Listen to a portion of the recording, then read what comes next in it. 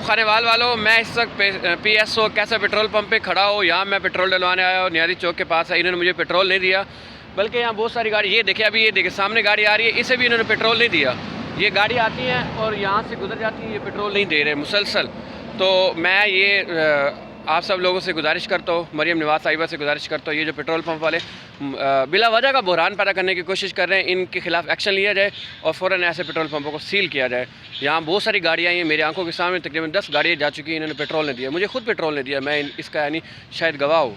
और मैंने 15 कॉल कर दी है, 15 कॉल मैंने चला दी है। उन्होंने कहा हम अभी पहुँचते हैं और इनके खिलाफ कानूनी कार्रवाई करते हैं।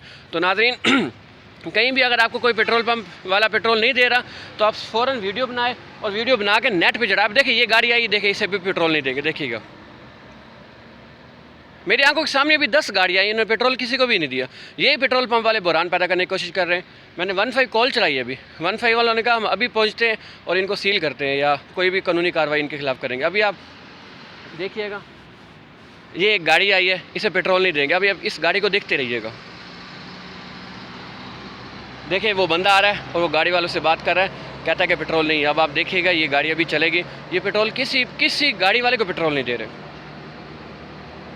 आपने वो देखा गाड़ी रुकी है, बंदे ने बात की है, अब वो देखिए उन्होंने कहा कि पेट्रोल नहीं है, ड्राइवर गाड़ी में बैठ गया और वो जा रहा है। अब आप देखते रहिए इस गाड़ी को, अभी जा रही है वापसी।